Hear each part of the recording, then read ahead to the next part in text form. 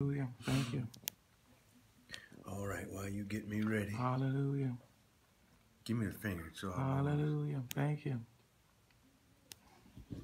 Thank you, God. Hey, hallelujah. Thank you, God. You're on. Thank you. Hallelujah. We're joining you. Thank you for joining us, brother, and we're joining you another Sunday morning. Been an interesting week, and let me say this as we get started. Please let me know if you can't hear me. I said that last week, and half of the session was cut off because people couldn't hear me. Let me know if you can't hear me again. Text me. Say something on the bottom of the screen so my wife can turn it off and turn it back on maybe. This is technology. We can't promise you that it'll always go through, but I will promise you every Sunday that I teach, I'm going to talk to you about the kingdom. I'm going to talk to you about things that relate to the kingdom, the culture of the kingdom, citizenship in the kingdom, how to become a citizen in the kingdom. It's just so much that we haven't heard. I always say the one that I never heard of was colonization. What did that have to do with the kingdom of God? Until my wife taught it that Sunday. I give her props for that. It opened my eyes, helped me to understand. Last week, and for the next couple of weeks, we've been going over culture. And anyone knows to understand the people is to understand their culture. And we have defined culture as beliefs and ideals that came from a group of people. But the most important part about culture is you were not born with it, you were born into it. So if you understand, God puts you in the midst of that, or allows you to be born in the midst of the culture that you were born in, not so much to embrace it, but to bring some changes to some things that are going on. It is not acceptable for men to abuse women, but yet in American culture, look at all the stuff that's going on now.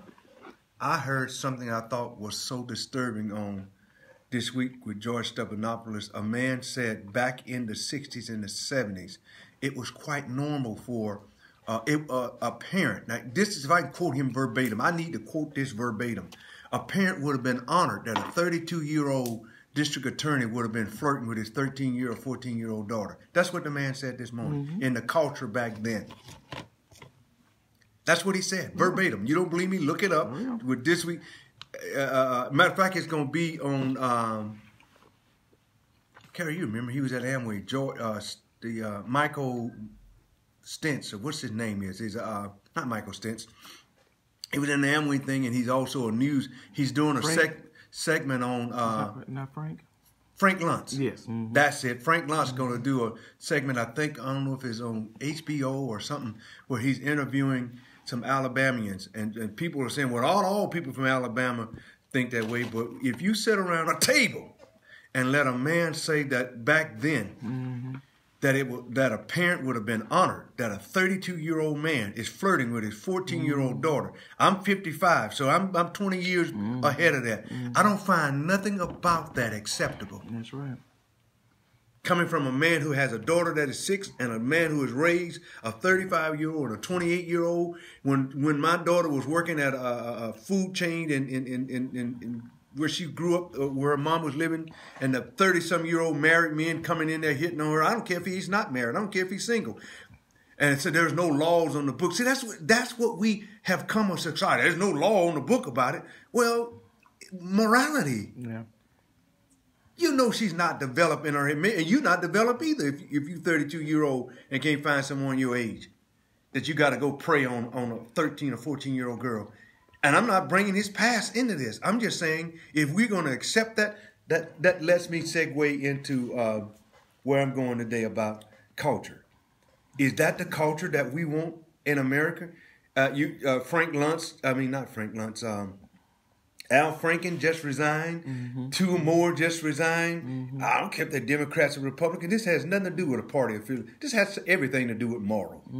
Have we lost our morals in society? And our president can't say too much because you all know what he done, and now he want to deny that wasn't even him. It's like, where are we going in a society? What are we going to teach our young people?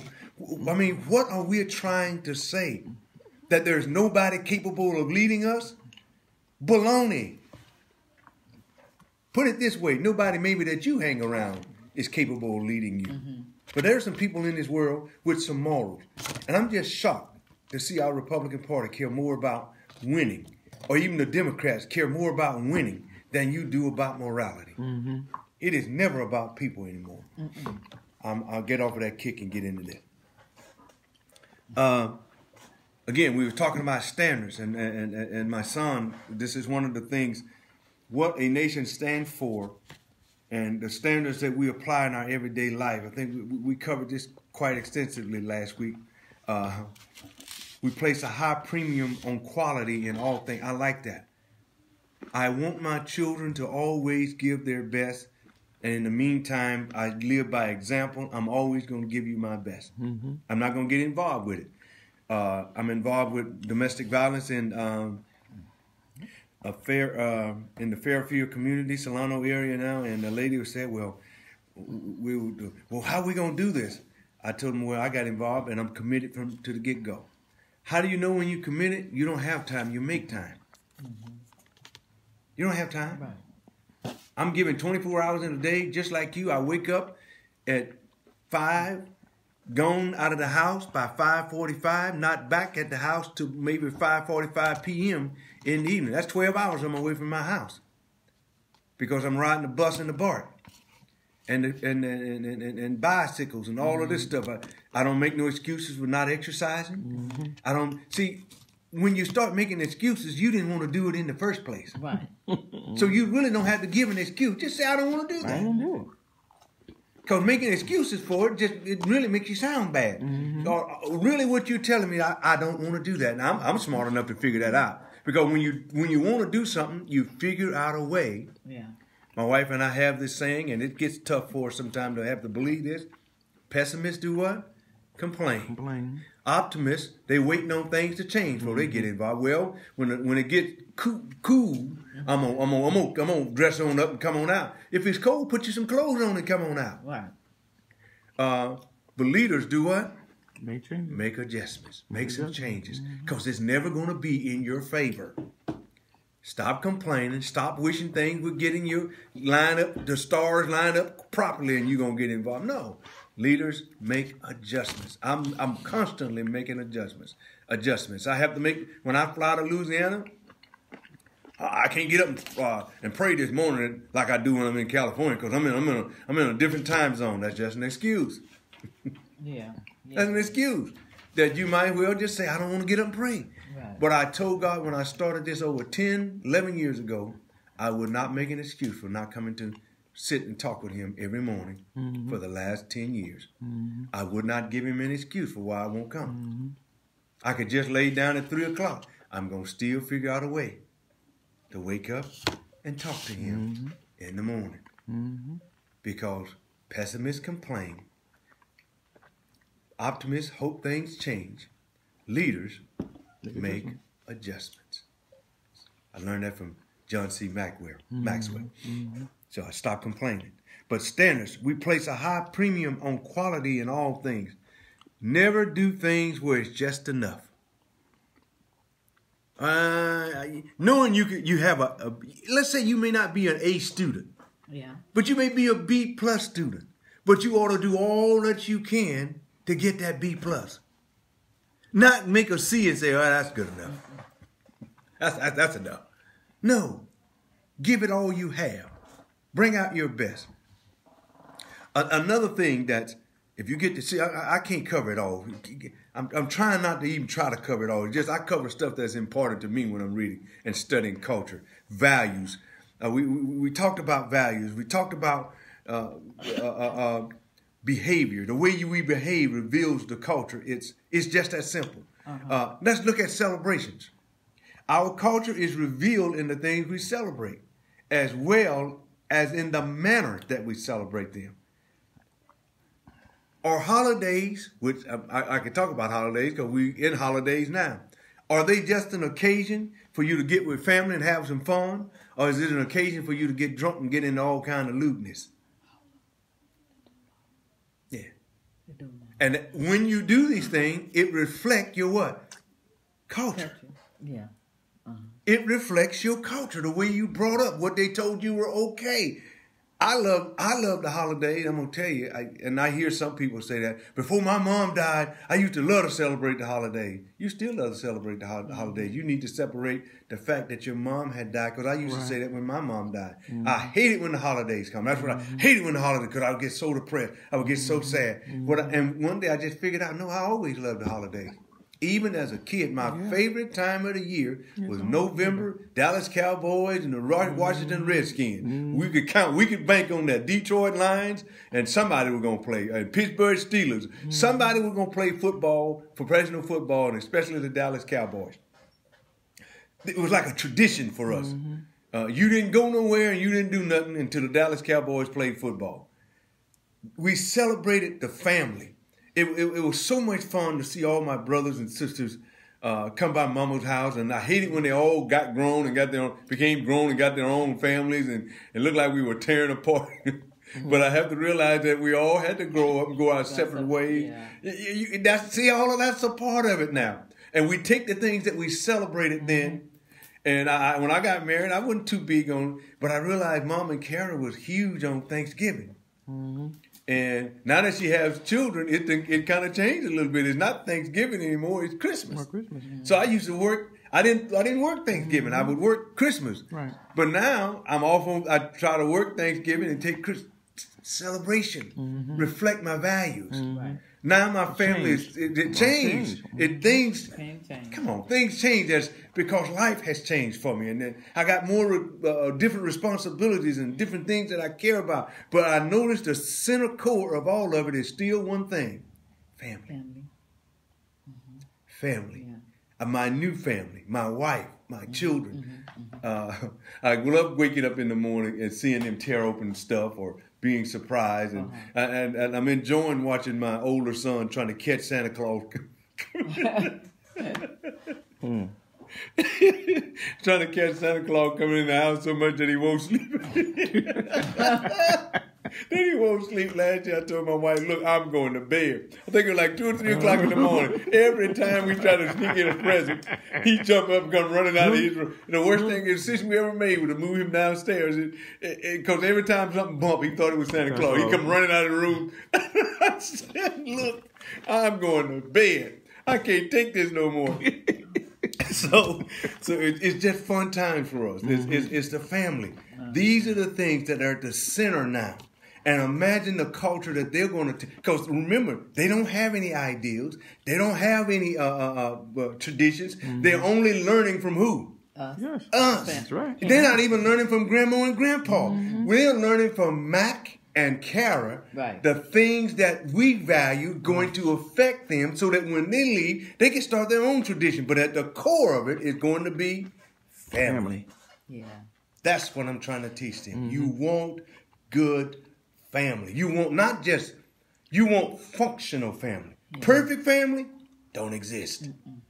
Mature family, and as the word perfect, that's what I want them to see. What is sitting in this table before them is a man who is mature. Right. Accept failure, accept responsibility, know that the weight of the house is on me. Right. God designed it that way. I'm not running from it. And what I celebrate and what I want them to see is how much I appreciate their mom, the family, appreciate them. I want them to give me their best. Don't just ever, I teach them all, don't just settle for a C and think a C is well, then I made a C. That's good enough. No, it's not. Not when you could have made a B. Right. That means you wasn't willing to put in the what? The work. You wasn't willing to put in the work. You were not willing to put in enough work, just a little bit of effort. And when that teacher sit down there and told him that day, all you had to do was just turn in your extra credits. That's it. That's all. That's it. You looking over there now, you fussing at the teacher ain't this and the teacher. Now you're blaming the teacher. When the teacher is there trying to tell you, just show me a little bit of effort. Right. Put in the work. It's the same thing with God. People don't want to put in the work. They just want to sit back and let somebody teach them and show them every Sunday, and they don't want to put in no work. Feed me, Seymour is right. They don't want to put in no extra effort. Paul said study. You talk to most people, they don't remember the last time they studied. I even developed my nonprofit to teach people how to study, how to look these words up. Well, I'm going to get into something a little bit before this is over. There is no excuse today. because you have Google. You have Safari. You have stuff I'd never, until I happened to stumble upon, and God knows some of us couldn't afford this back then, and it's only $9. But when you don't have $9, this is foreign to you. People eat more hamburgers. You can miss 2 hamburgers, which is number 4 at McDonald's, number 2. You can miss that twice and buy you one of these and get in there and learn how to look these words up, put it in its proper context. I was having a discussion with someone on Facebook this morning, and I wanted to let them know I'm not arguing with you. I'm just I can tell when you're trying to group religion into Christianity and all of that stuff. Jesus didn't say nothing about none of that. So it's hard to defend something that nobody said nothing about. And yet he's not dead. He's alive. He can tell you, I didn't say nothing about organization. I didn't say nothing about religion. I had this conversation with a pastor.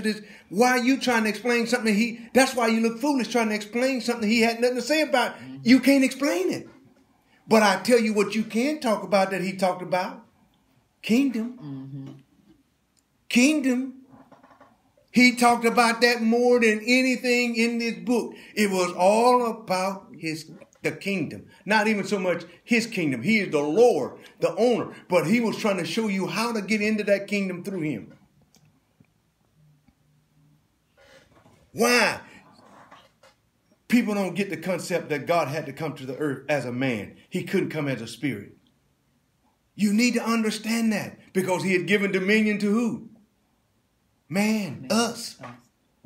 So he wasn't going to violate it. I questioned a word that a woman was singing last night. My wife and I was kind of discussing it. The woman said, Jesus will make decisions for you. Jesus is not going to make a decision for you. He will help you make a decision. But the bottom line, you are the one that have to make the decision. It will violate your will.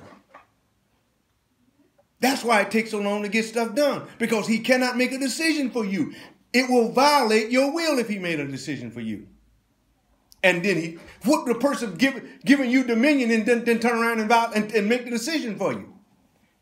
Here's the answer right here. Permit. We reveal, I'm skipping on over on page 198. We reveal our culture by what we permit. See, it's what you allow. By your choices, that's you allowing that to happen.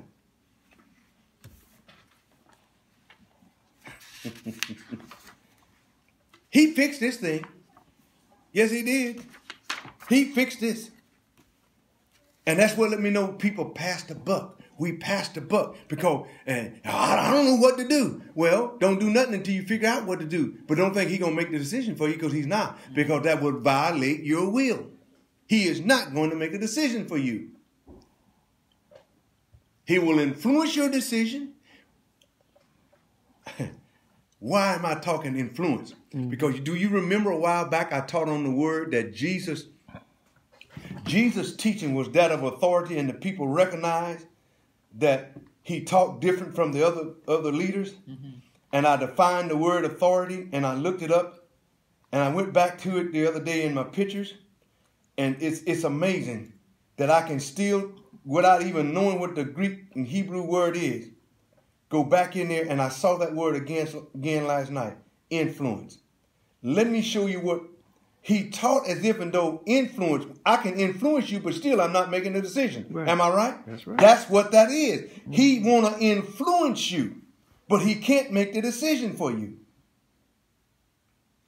Even though it's a good decision or the best decision, his will. Yes. You still don't have to do his will. You don't have to do his will. If you don't, then you kind of in yes. a little pickle. And he's not going. And here's the thing you got to remember. He's not really the one that's doing anything to you. He has set laws in place. Just like the law of gravity that says if you jump off of this building, what's going to happen to you? You're not going to go up. No, you're not. You go to the top of this building and you jump off, I guarantee the law of gravity says you are not going to go up into the air. What's going to happen? Go down. You coming down. See, he set laws in place that if you sin, this going to happen. So he didn't do it. He just put the laws over here. So that's why he gave you a choice. He said, choose between good and evil. So if you choose good, this going to happen. If you choose evil, that's going to happen. Now, is he making you? No, he's not making you make the choice. He put the laws in order. He put the laws into the good choices, and he put the laws into the bad choices. That's why when David sinned and committed adultery with Bathsheba, he released some laws into his family that affected his children and his children's children. The son raped his own sister. See, laws started to go into effect. And I'll tell you another law that went into effect that even we're preaching it to this day.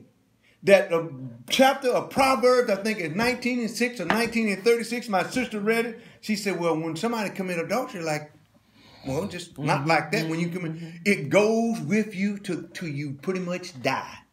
We're still talking about what David done. It is never forgotten. Right.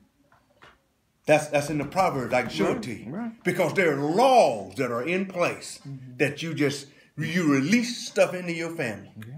You have to live with it. And you better, and until somebody come through and break it. Yeah. That's why you may have been born into that family to break it, but you won't break it without values. You won't break it without standards. You won't break it without morals. You have to disagree with what is going on, and you have to show them a better way. That's right. But you are going to be persecuted if you do that. For doing what's right. Because here's the statements you're going to hear. I'm going to tell you now. You think you better than everyone else. And he think he's so holy. Holier than thou. See, that's the enemy. Whether it's the devil or not. But it's the enemy of doing what is right. That person don't want to hear that. When they ought to be saying that themselves. Sure. Yeah. Oh, what you celebrate? For fun and laughter or togetherness as family or excuses for drunkenness and all kinds of stuff. As kingdom citizens, we need to take our cue from our king. His attitudes and responses reveals heaven's culture. And you know what? As I'm studying this, they celebrated stuff in Israel, in the Jewish culture. They had celebrations. And they drank. But he was against getting drunk. Yeah. Yeah. Oh, they drink. That's why Jesus said the Son of Man came eating and drinking. We don't have no problem with that eating part, but we won't teach you when he said eating and drinking. And he said, and they called him a gluttonous and a wine bibbler. We don't want to understand that a water bibbler is somebody that was drinking water, but a wine bibbler is somebody that's drinking what? Wine. Yes. So he said, that's what they called me because I came eating and drinking. And they got against John the Baptist because he didn't do any of that stuff. So you're never going to please people. You weren't put on this earth to please people. Right. You were put on this earth to please God. And in the religious culture, in the culture that I grew up in, we were against smoking. We were against drinking. We were against all of that stuff. We made up sins. Tacked it on there. We tacked on a few to help Jesus out. Jesus didn't say nothing about hair spray, but I went to church and they would talk about hair spray. Jesus didn't say nothing about drinking coffee. So we added a few things that we thought Jesus, well, I don't know what was against it. Was against. Jesus was supposed to be against people drinking coffee and caffeine because what it does to the body. Well, a lot of food does everything. No food does everything that's good to you. Right. Fried chicken.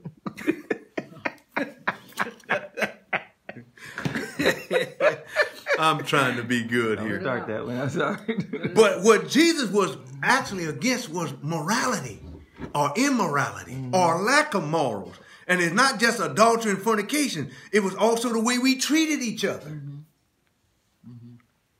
How I cared for you. How I look out for you.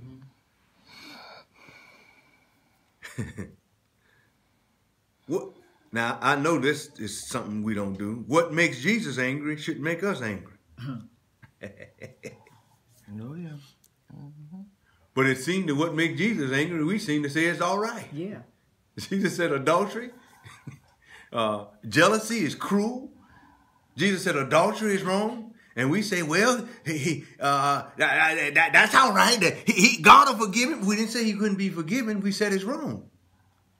And people, and what's going on now is people won't even admit that they think if they deny it enough, Fornication, if you deny it enough, just say you didn't do it. Yeah, well, I did it one time. I admire what Franklin is doing. I don't think if you're going to hold one man accountable, you hold them all accountable. That's the only thing I'm looking at. But I admire to admit that, yeah, I did that. Yes, my behavior was bad. And some folks say, well, that was way back then. See, I ain't getting into politics with it. But I'm trying to say to behave like that of any kind, anywhere, and they can't really get on Franklin because I'm hearing that's the culture of Washington, D.C. right now. That's right now. He ain't the only one. He ain't the only one. That's what I'm looking at. He ain't the only one. That's the culture of Washington, D.C. right now, and especially to the interns that go through. Oh, yeah. That's right. That's the culture. And nobody's in there is willing to stand up and say a word because they're all concerned about politics. They're all concerned about their party. I could care less about your party. I'm concerned about the people that's been done to. And you all making it seem like it's okay. Right. Whatever makes Jesus angry should make us angry. Whatever makes him happy should make us happy. Whatever fills him with joy should make us joyful. I tell you what will make him happy, thy kingdom come. Here's one thing I was thinking about this morning. I don't believe we need less government. I believe we need correct government. You'll never hear this man say you don't need government. Without government, you're going to have chaos. Chaos now. It's chaos. So you don't need less government. You need correct government. We need some people who will get in there and stand for what is right. And it is wrong to put your hand, even if you are single and you don't have a wife, if you're going to follow what Jesus is teaching, it is wrong to touch that woman. It's called fornication in a sexual way. Right.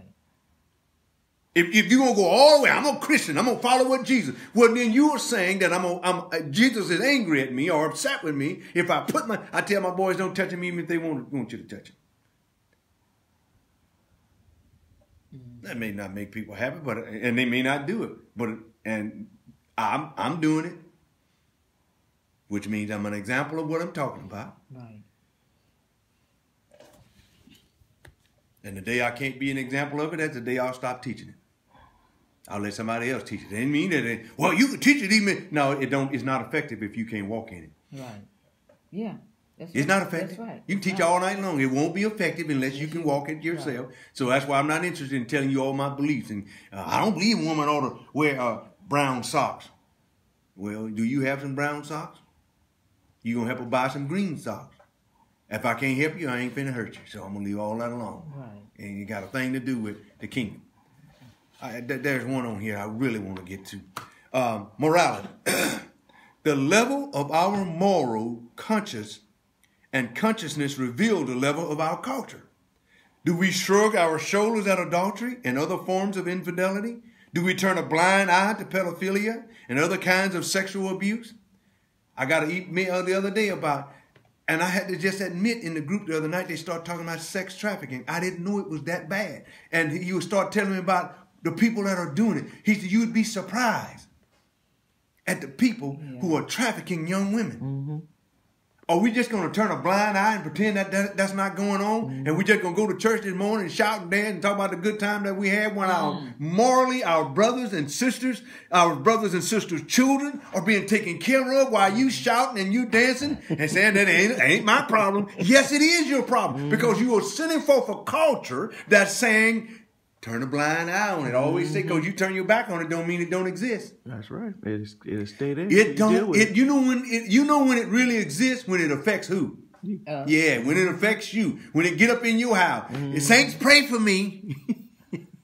I'm going through. I don't know. The devil is busy. He wasn't busy before because it wasn't your daughter. Right. Should have got involved then. Why didn't you get involved before it crept into your house? Are we willing to normalize perversion in our society? Are we committed to standing for supporting and promoting the highest standards of moral purity in every area? Come on with me. This is culture. And if you do something, you're showing forth the culture. And if you don't do something, you're showing forth the culture. Number 7, relationships. We on page 195. I didn't give my wife a book. One page 195. Relationships. Who do we relate to? How do we relate to them? How do we treat people? How do we handle the destitute? What page again? 196. Those who are hurting. Those who are abused. And we're talking about oppressed. An oppressed person is being oppressed by the person that's in authority, treating them in a cruel way. Yeah. That could be children. That could be the woman. That could be the elderly. The elderly can be abused or oppressed by their grandchildren, by their children. Why? That person is in authority is treating them how? Cruelly. Cruelly. Mm-hmm. That's called oppression. That person is being oppressed when the person that is in authority is treating that person in a cruel way. I'll always say to my wife, and your mom is 80-some years old. Mm-hmm. We have to treat her with respect. We cannot treat her cruelly. Right. I've never been 80. I don't know what an 80-year-old think, especially an 80-year-old female. They probably think nobody cares about them. Because they know they got habits and ways that just irritate the living daylights out of people. And the average person wouldn't put up with it. But you can't be the average person and do this. Jesus told you to love and he didn't put no specific. That's why our love has to be without a condition. You have to move all conditions if you're going to love people. Because they will never meet them. You have to love them with an unconditional love. If God was waiting on you to get into the right place, you would never experience it. We would never experience his love. That's why he brags on his love so much, because he said, I love you when you are unlovable. Unlovable. I love you at your worst stage. I mean, when I put my love out there for you, you were in a stage that was so bad that I had to destroy my only begotten son so that he could be the mediator. He could be the person that I look at versus looking at you. That's how bad you were. But I did it because I love you. Yes. I don't know how much. If that don't make me take stuff, if that don't make me say, Lord, help me not to put a condition on it. Yes, God. I don't know what else I need. Yes, God. Yes. Well, you can't take that. People just abuse you. Honey, they didn't just abuse Jesus. They killed him. They killed him. I tell my wife, it's different when you know you're going to die and you still go. Mm-hmm. You know what's he going to happen. knew they were going to kill him, and he still came. Mm-hmm. Yeah, I know what they're going to do to me if I go there. Mm-hmm. Sometimes I go places and I already know what the end result's going to be. Yeah. Because he told me to go. Mm-hmm. And sometimes he said, don't go. Mm-hmm. That's what relationship is all about. I know when to go, and I know when not to go. And I know if I do go, what's going to happen to me when I do go. Come on over here. We like the way you talk. You like the way I talk now. Because it ain't going to never be nice when you do go. You like the way I'm talking now. But if I stayed there long enough and had to say something to you about your behavior, you may not like the way I'm talking. It's never going to be nice. It's never going to be nice. I don't care because he didn't call it to be nice. They weren't nice to him. I'm telling you, that waiting on people to be nice before I go was solved to me when Jesus, in the 4th chapter of Luke, when Jesus went to that synagogue out of customs and he read that book, The Spirit of the Lord is upon me, and how they praised him. And by the time you get to verse 36, they were ready to throw him out on his head. That's church people. That's human beings. That's Charlie Brown when he said, mankind I like. Mankind I like. It's people I have a problem with. See, that was people that were ready. See, mankind loved him when he read out of the Spirit of the Lord is upon me and has anointed me. And they all just, ain't that Joseph's son? And boy, I tell you, the Lord is using him today. But he kept talking. And by the time he kept talking, when you get to verse 36, the Bible said they realized Jesus was talking about them. And they were ready to throw him out on his head. They were ready to toss him out of that crowd onto his head. And I always say, none of my good buddies, I hope, never want to throw me out on my head. Because you throw me out on my head, you try to kill me. You're going to break we're going to break the cracker. Yeah. That's right. Oh, God, I got so much I want to get to on here. Ethics. Now, I know y'all have heard this one. Honesty is the what? Best policy. But here's how honesty ought to be your only policy. see, these are just cliches that we create. Honesty is the best policy. I often look at my job and go, you know y'all ain't telling the truth. Because you can't tell the truth and then I'm seeing your behavior all at the same. Because your truth don't add up with your behavior. Right. Mm-hmm. Just like I was saying, all men and women are created equal, but I treat the women in a way like they're second-class citizens. The woman ain't gonna feel like that ain't. I know what you just said, but your behavior don't line up with what you just said. All men are created equal, but you gonna be my slave. Mm-hmm. That's not being equal. That don't go together. That don't line up. You know what? I'm gonna lose weight this come January, but you won't get out of the bed. You won't go to a gym. You won't go for a walk. You won't get out of the bed. You're depressed as all get out. Those two don't go together. You gotta get moving. Mm-hmm.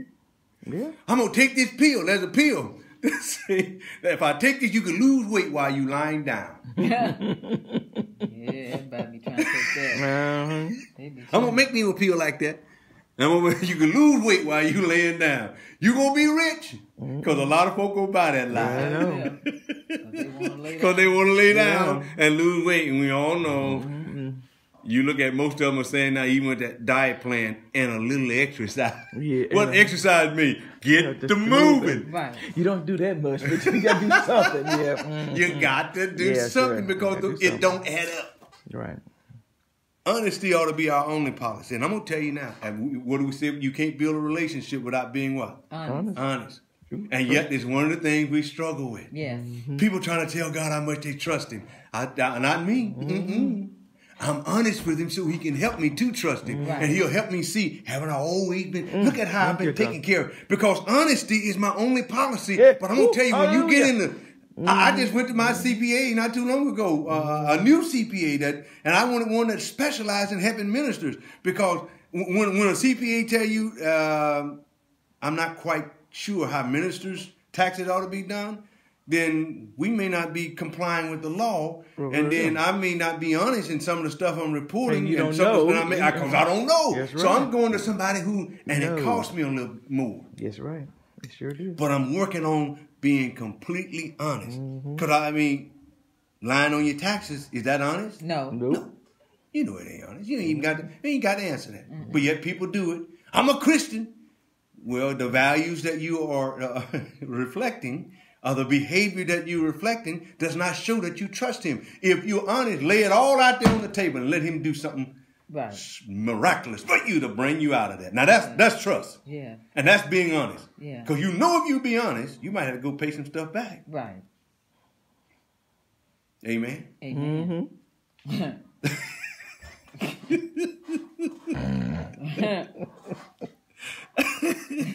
Can't say too much. That's right.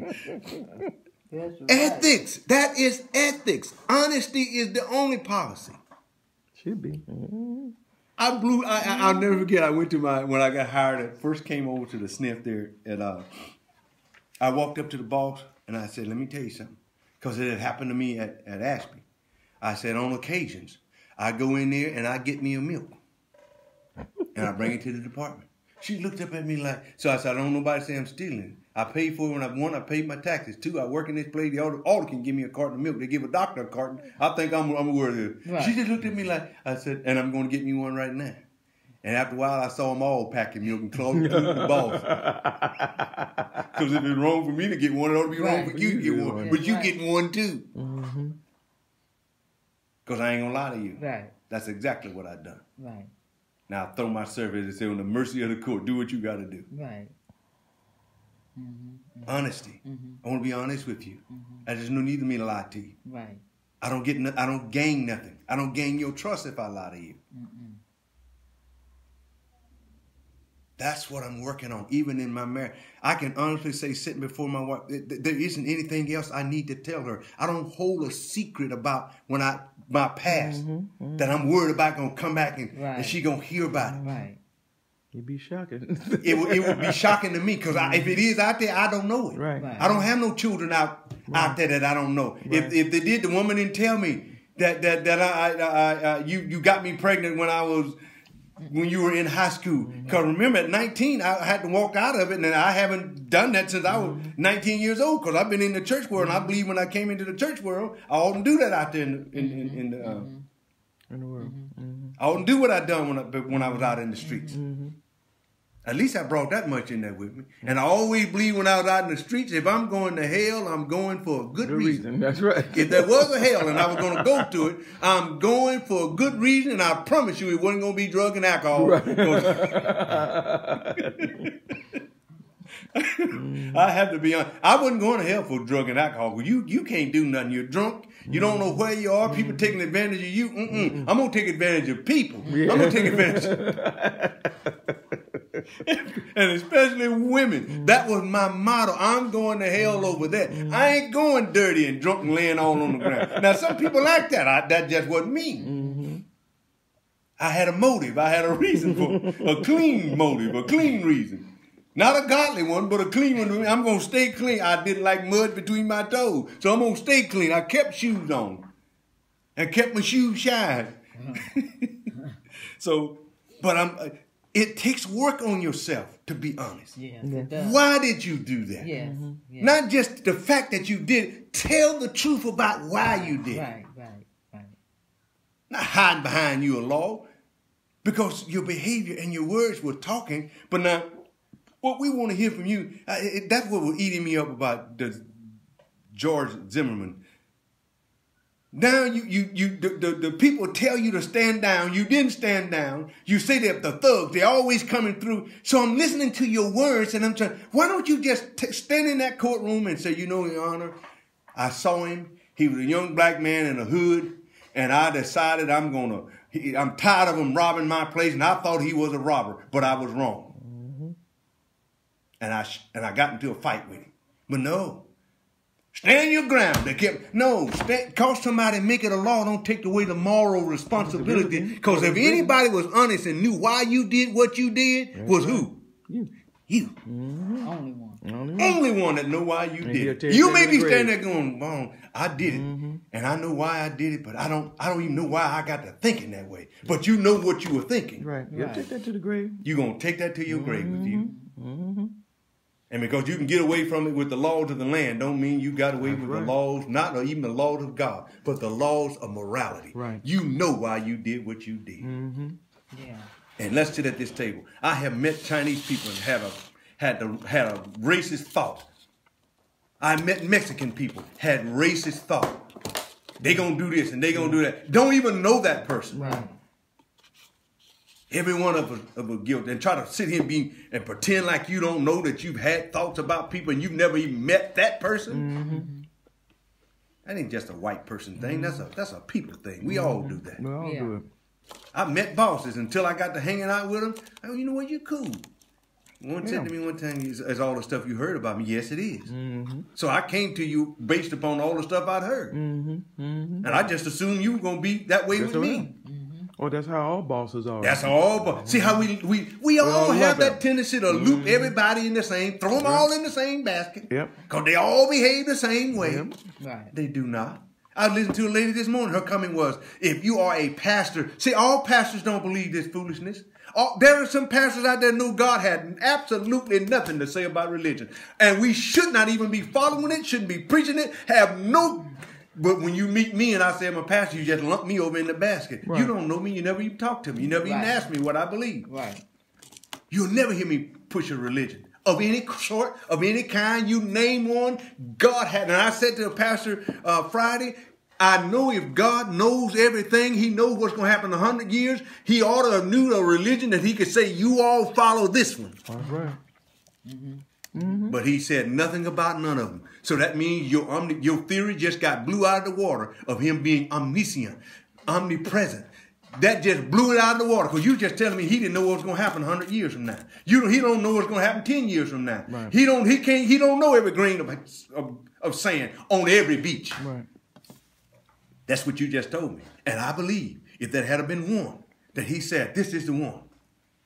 Because you know why I believe he has the wisdom to do so? Because when the right government got in place in Galatians 4:4, he said, when the fullness of time had come, in other words, the right government had gotten placed, he came then. So he says, I have a government that represents what my heavenly culture and kingdom is about. And that's when if he's got that much wisdom to know when to come, I think he knew what religion he could have told us is the one to follow. And he said nothing about none of them. And I ain't saying nothing about none of them, excuse my French, because ain't none of them no good for what the kingdom of God is. None of them. They borrow his phrases, they borrow his teachings, they borrow his saying, but their behavior don't mimic it at all. That's right. And I know what I'm talking about.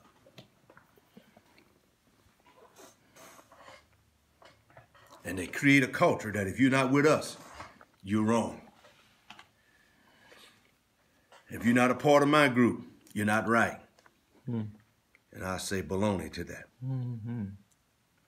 I don't even, if someone overpays us, do we keep the money and call it a blessing? Or do we give it back? Excuse for it. And make you an excuse for it. Ethics. That's a part of ethics. Now, put yourself on the other side of that. You running a business. You overpaid someone. I bet you know. What would you want done? If you were running the business and you overpaid someone, what would you want done?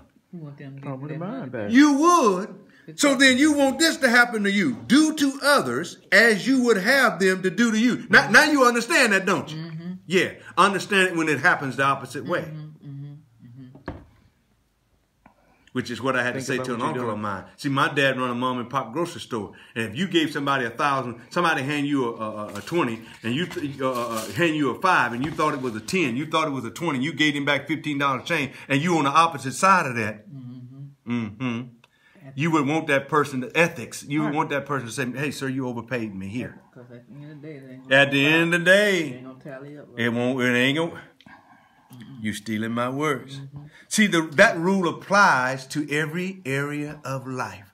And that's where we have to be honest. Are we working on exemplifying that? Boy, imagine if we had a room full of people like that. Yes, Lord. If we had I wouldn't even say a whole world. If we had just one country operating like that. Just one country. Wouldn't that be beautiful? Yes, God. That'd be beautiful, wouldn't it? Sure would. Yeah, that'd be pretty. Everybody in that country is looking out for each other, won't take nothing from me. Oh, help us, help us. Hallelujah. Thank you. I told New Bethel when I came, I'm not going to sue you. You're my brothers and sisters. What does it look like taking you to court? Right. Paul said, why you going to go before an unjust judge? I'm just going to tell you about your behavior and leave it up to you to do what's right. And if you don't do what's right, I can't make you. Even God can't make you. But there's some laws that are out there. Yeah. There's some laws that you're going to violate. Go come back and get you. That's why he says, do to others. That's Luke chapter 6, verse 31. We can read it out of the Amplified in case you don't know what do to others means. Or the other part, as you would have. This is the part that really gets me. He did not say that they would do it to you. He says, as you would have them. In other words, you are saying, I'm going to treat you the way I would like to be treated. Right. So I'm not saying you're going to treat me that way. I'm just showing you how I would like to be treated. My wife does it for me all the time. And I used to say, it took me a while to figure out she was showing me romance to show me how to show her romance. Right. Because I struggled. She gave up. Yeah, and I don't blame her. Because she was just trying to say, this is what I want you to what? Do for me. Rub my feet. Rub my back. Right. Rub my head. Because if that's what you want, she would do it for you. Yeah. That's right. Yeah. Isn't that plain? He makes it so plain. I declare God. Sometimes I wish he hadn't made it hard. But he made it too plain. Can I skip one and just, because this one really, as I was reading this, number 10. Because the whole church world needs to get this one. The whole church world. You would not make a rule if you knew what Jesus had to say about it. What does number 10 say? Dress. Let's read this real slow. culture also manifests itself in the way the people dress. Now, we all see Iranian women? They wear that what? Scarf over there. That's reflecting their culture. Right. Now, and the culture, the reason why they're wearing that is based upon some ideals and some beliefs that came from the group. And they weren't born with that. They were born where? Into that. And mama wore that. Grandma. And grandma wore that. And you ask them, well, who's the first one to wear that? I bet that most of them probably don't know. I'm not attacking the culture. I'm just saying they were born into that so that they wear. Now, when you see that, you automatically know that's not an American, pretty much. Right, yeah. And they're not following American culture. And then Paul said in his time, the women didn't go with their head uncovered. You go into church covering the church culture, they wear what? Hats. Culture. They created culture. Now, I don't know the first church mother that wore a hat and what she thought she was getting accomplished. Maybe she might have wore that hat because she had nappy hair back then and didn't have, I don't know. But all of a sudden you started and you made it a rule that you're a missionary, you need to wear a hat. There is no dress code. That's right. That the women ought to, wait, I'll come back to you. Okay. Culture manifests itself in the way the people dress. How we dress speaks volumes about our values. He's not telling you your values are right and wrong. Right. He's just telling you how you dress speaks volumes about your values and where you came from and where you grew up. And ideals as well as how you feel about yourself. I know it makes those women feel pretty good that they dress like that because that's their values and that's their ideals. It don't make it be right. It's just what they value. That's all. Let's read that next phrase, section. Of course, since kingdom citizens and kingdom citizenship and kingdom citizens are invisible, yes, there is no such thing as a kingdom what? Uniform. Oh my Lord, you got to be kidding me. That ought to knock you to your seat. There is no kingdom uniform. There is no holy women, sanctified women ought to wear their dresses. There is no kingdom uniform. But it looks nice though when you do that, no? So does having $1 million. I ain't got that. Do I look nice? Having $1 million would look real nice right about now. Should they come in there naked? No. Remember Jesus, when Jesus was out in the tomb and the man was naked, the book said Jesus healed him, and next thing you know, he was clothed in his right mind. And that means his mind got straight and he went and put some clothes on to cover up his nakedness. Right. Even Dr. Phil, who don't claim to know nothing about church, said when a child starts to get old, he told a lady, leave her alone. As they get older, self-awareness start to kick in, and they get shame that their bodies are exposed. Right. A lot of women put clothes on not because they don't want nobody to see their bodies as they've gotten what? Older. And some wear because they want attention. And all kinds of reasons. Yes. You have to go back then to honesty. Why you got that on? I remember when your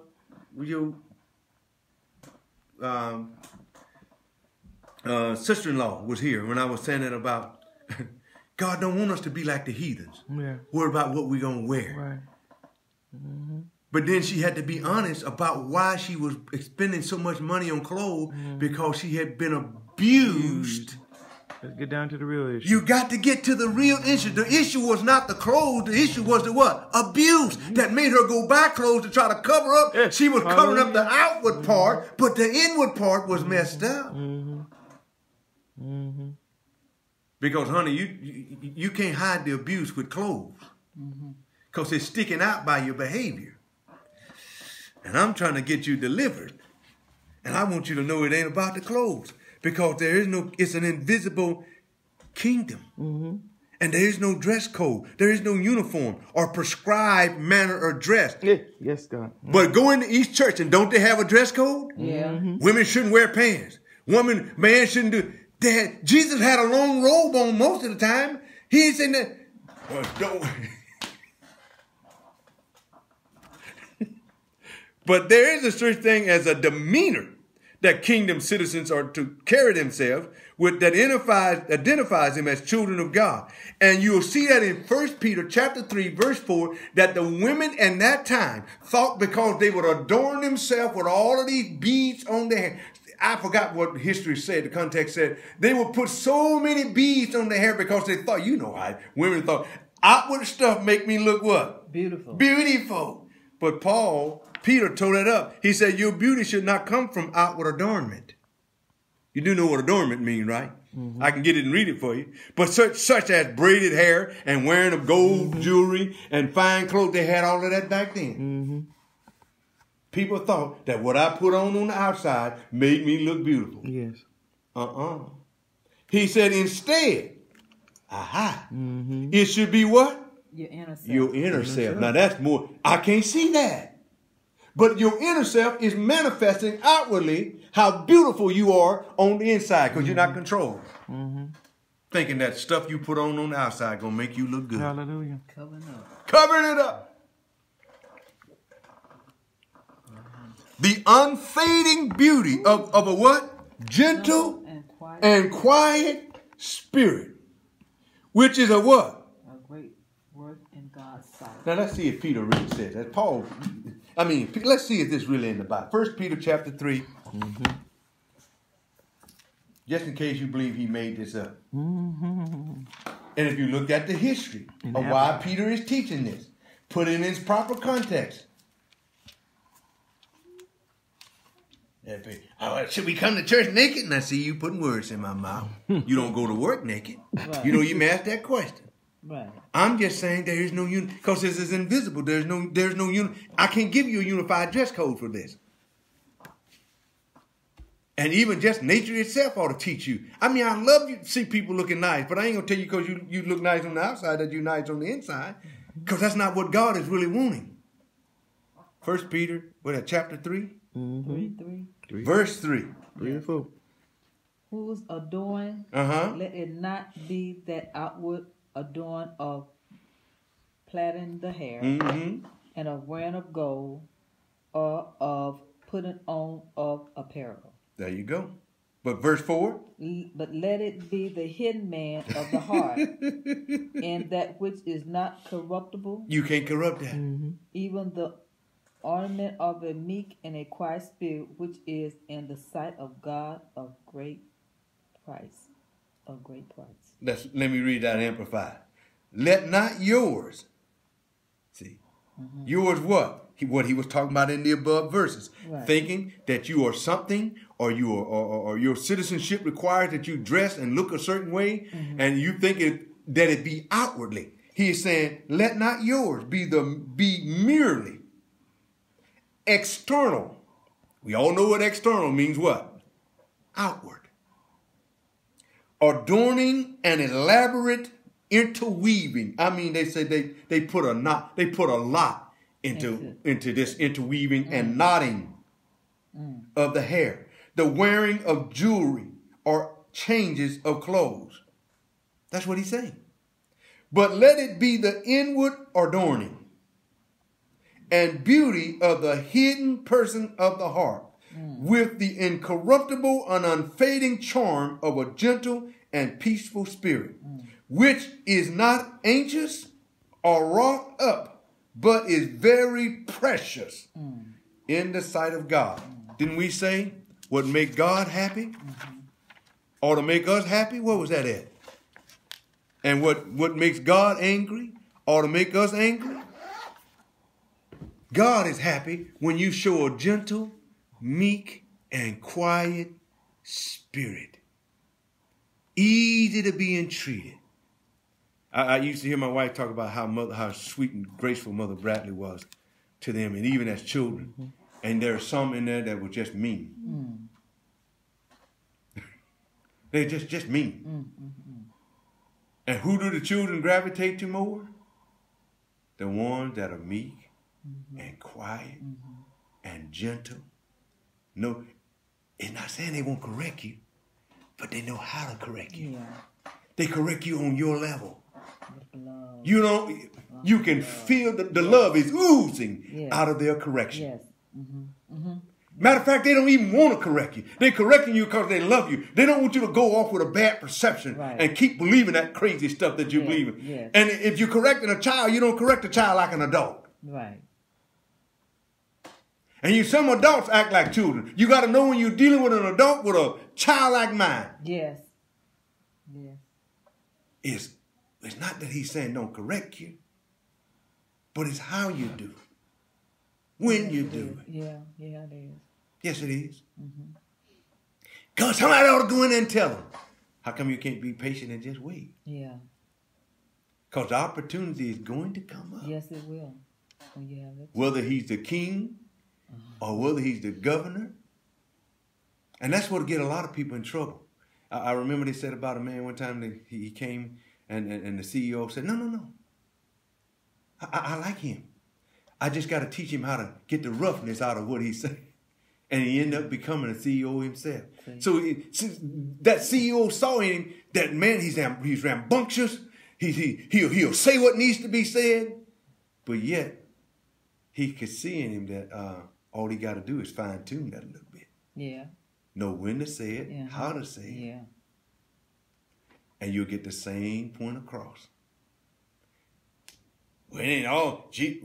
Jesus knew when to get righteous indignation, because when he went in that temple, he did not go in that temple saying, y'all get up out of here and turn my temple into nothing but a money place. And Jesus was turning over tables.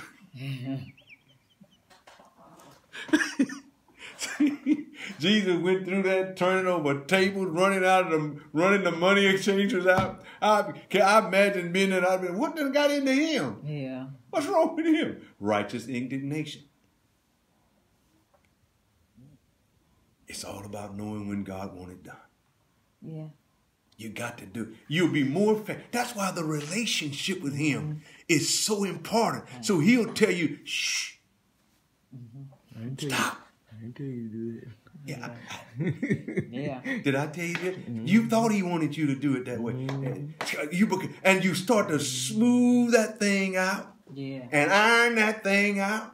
And get that thing on a level where it's just you and him. And when he says, now say it. Now do it. Right. It's going to be effective because that's when he wanted it done. Be obedient. Be obedient.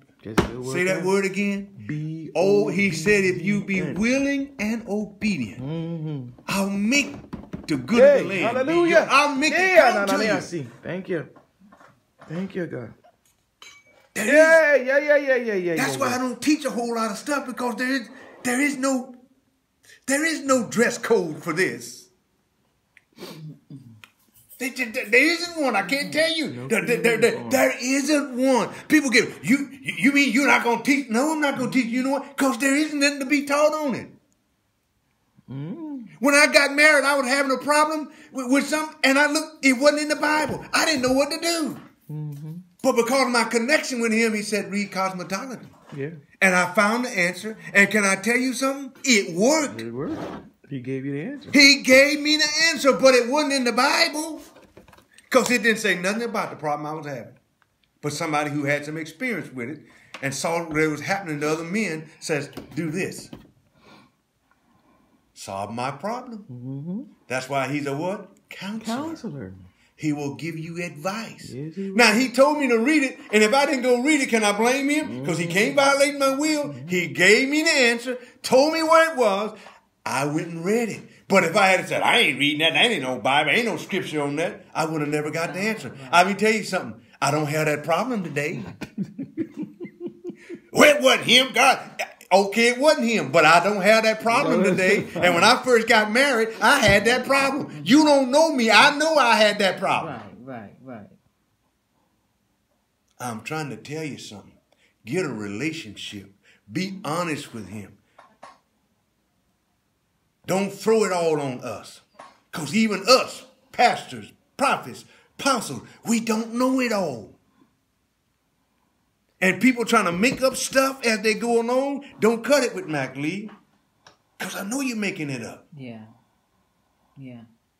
And you may be the person in dominion over that area. So it may work for you in that area. But don't take it to don't have a tent meeting in Alaska in the dead of winter. Unless you want to kill some folks. And if you put up a tent meeting in Alaska in the middle of winter and Mac don't show up, I'm going to tell you why. Because it's cold. It's cold. Right. Love you. Have a blessed day. Hope I said something that might have sparked some interest. Let's get this right. End of the year. Love you. Have a great day. Bye-bye. God knows I love doing this. This is just my favorite.